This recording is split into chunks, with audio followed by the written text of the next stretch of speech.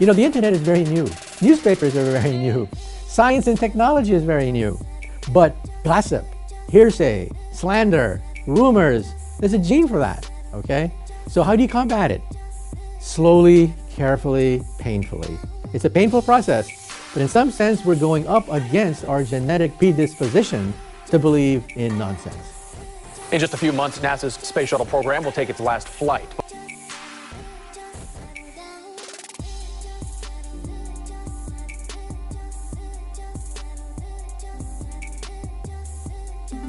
We still have flat earthers. We have people that don't believe in vaccinations. And what do we do about it? But the ABC Action News I-Team uncovered a problem at NASA happening on the ground.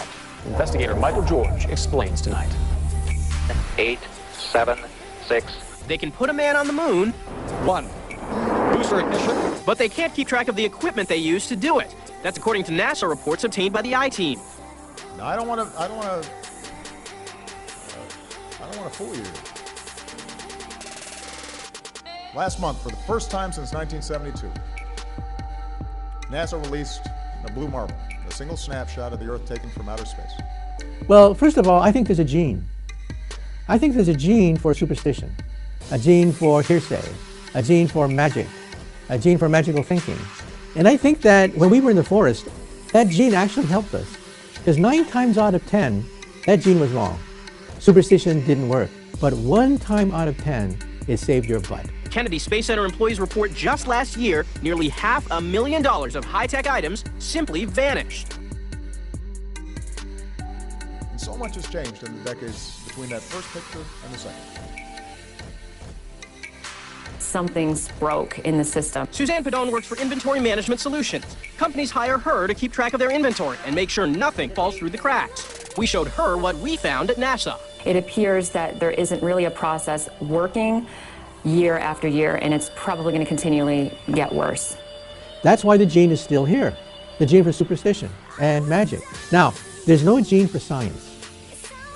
Science is based on things that are reproducible, testable. It's a long process, a scientific method. It's not part of our natural thinking. Borders have shifted, generations have come and gone. Our global population has nearly doubled. But one thing hasn't changed. Our planet is as beautiful as ever. It's an acquired taste. It's like broccoli. You have to learn how the power can be unleashed by looking at your diet, for example. So I think 1,000 years from now, we will have flat earthers.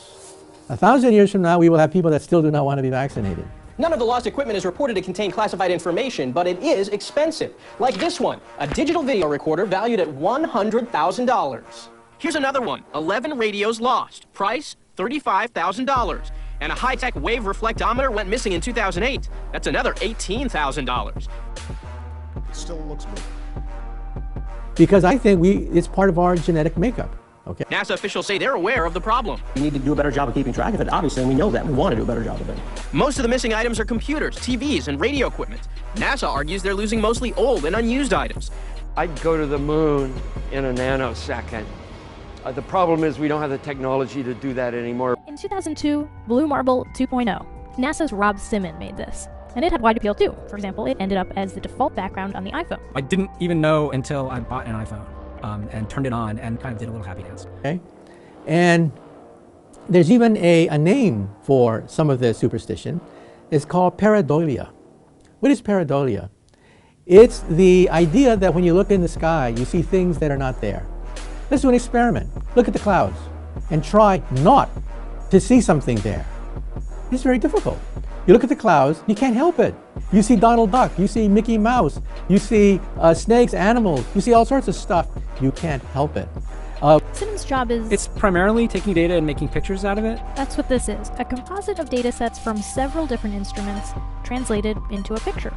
To us, the really cool thing was the data set. Up until that point, there was no realistic color map of the globe anywhere. So the land layer here comes from The moderate resolution imaging spectroradiometer aboard Terra. and the tricky part here was the weather. So we actually had to take clouds out.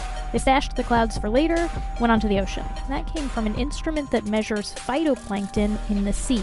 Where it was low, I colored it dark blue because they're low mostly in mid-oceans.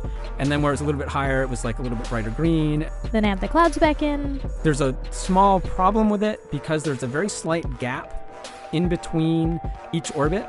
So some of those are painted on. It is photoshopped, but it's has to be. Then There was another layer to sort of simulate the atmosphere. and then there's this little bright spot. It's called the specular highlight. So it's the reflection of sunlight off of water. Those are the pieces, but you can't just slap them all together. It just didn't look realistic. It looks kind of flat, or the clouds are sort of too see-through. So I just hit Command Z a lot. There's artistry to creating the world. What I imagine it to be. Unfortunately, I'm not an astronaut.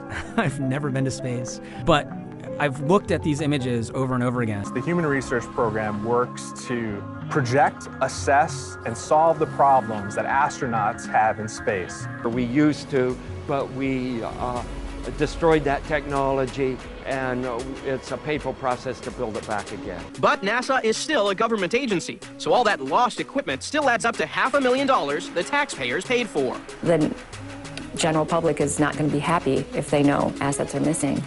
Specifically for radiation research, the Human Research Program works to predict and mitigate the health effects of space radiation on astronauts.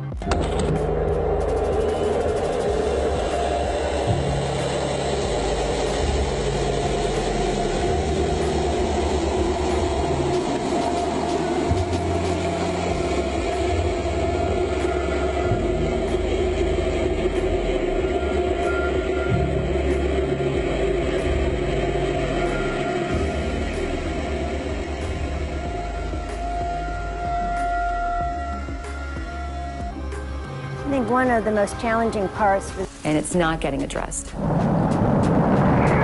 was in terms of the humans and not necessarily the technology to get there, is the risk of radiation exposure and the in-flight consequences of the exposure to radiation, as well as the long-term health consequences of exposure.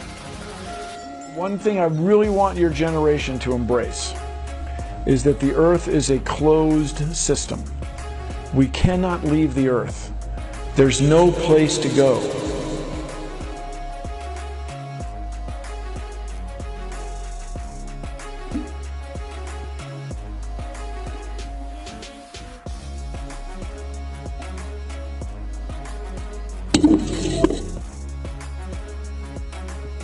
We really don't have a firm handle on is galactic cosmic rays. These are highly energetic particles that come from all over the galaxy towards the solar system and Earth. You can't shield against these. They're so energetic, they rip right through all metals, all plastic, all water, and all cellular material.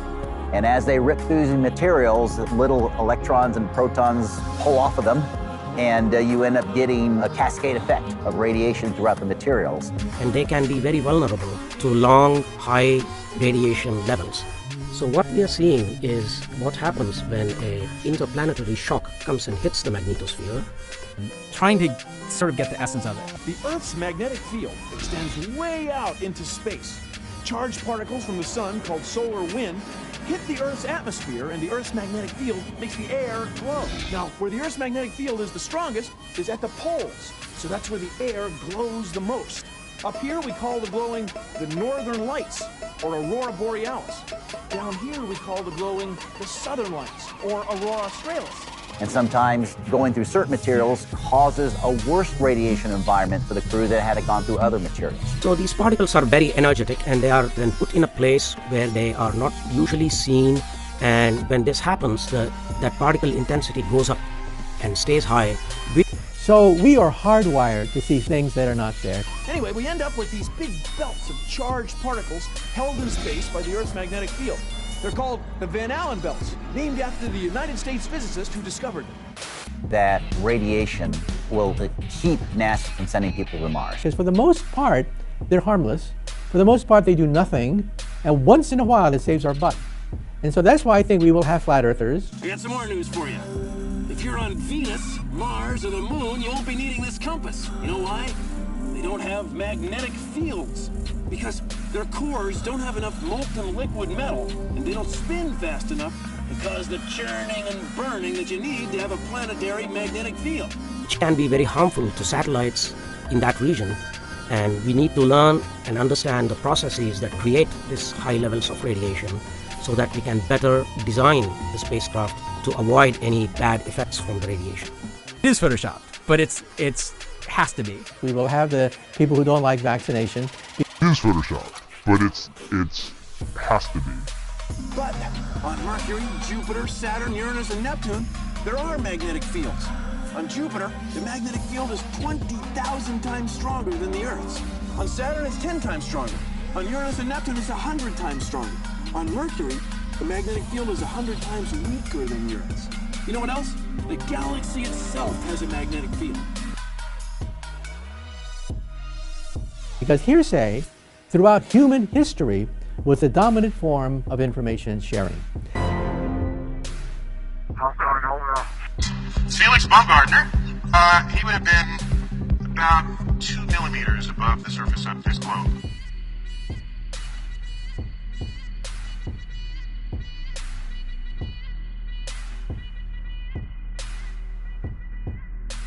That's his edge of space jump.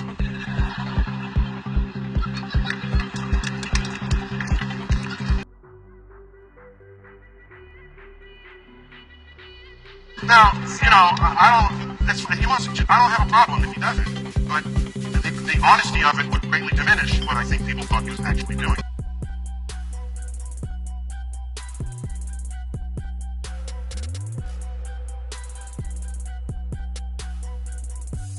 And not only that, they made sure to photograph him standing there with a really wide-angle lens, which curves horizontal lines.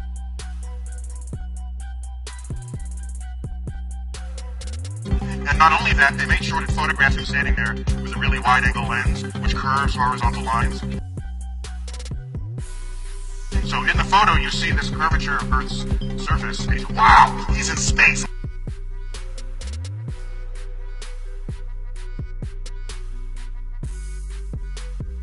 Look at that. No, he's not. At that height, you don't see the curvature of the Earth. If you are 2 millimeters above this baseball, you just don't. That stuff is flat.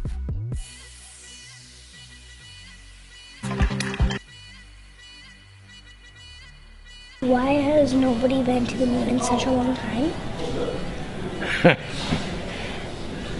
That's not an 8-year-old's question. That's my question. I want to know, but I think I know. Because we didn't go there, and that's the way it happened. And if it didn't happen, it's nice to know why it didn't happen, so in the future, if we want to keep doing something, we need to know why something stopped in the past that we wanted to keep it going.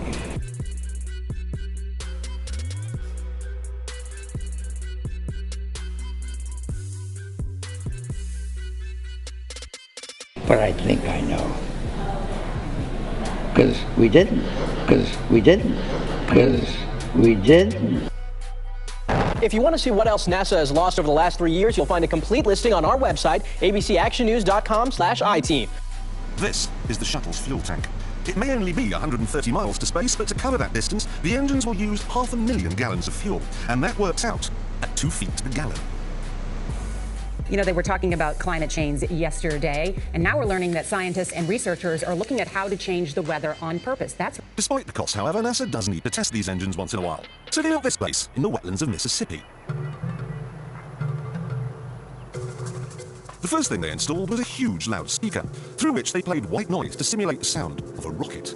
That's right. Well, as Mark Twain once famously said, everyone complains about the weather, but no one ever does anything about it. Well, instead of doing a rain dance, we physicists are firing trillion-watt lasers into the sky to actually precipitate rain clouds and actually bring down lightning bolts. They then sent a number of trucks in different directions out into the wilderness, and the drivers were ordered to stop when the noise levels became acceptable. This gave them an imaginary boundary line, and anyone living on the inside of it was offered a simple choice. Stay, and you'll never hear another television program as long as you live. Or take the NASA shilling and get out. When you have water vapor and you have dust particles or ice crystals, you can precipitate rain. It condenses around the seeds. These seeds can also be created by laser beams. By firing trillion-watt lasers, you rip apart the electrons, creating what are called ions, and these ions act like seeds, like dust particles, bringing down rain and even lightning. No one stayed, and NASA ended up with exactly what it wanted. 125,000 acres of nothing. We have some of these capabilities now? Inconclusive. Even in the 60s, the CIA used this to bring down monsoons during the Vietnam War, to wash out the Viet Cong. They even had to move 5 cemeteries, because the noise they were planning on making would wake the dead.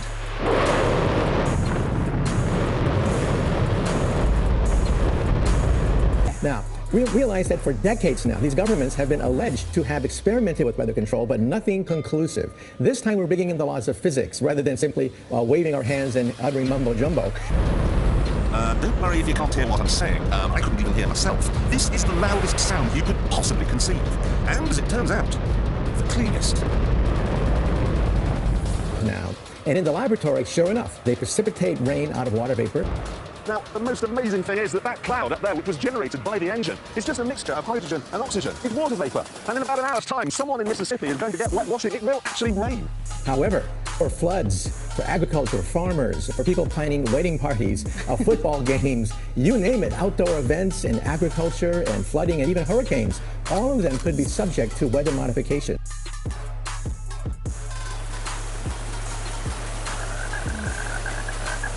I told you. It's raining! That's unbelievable!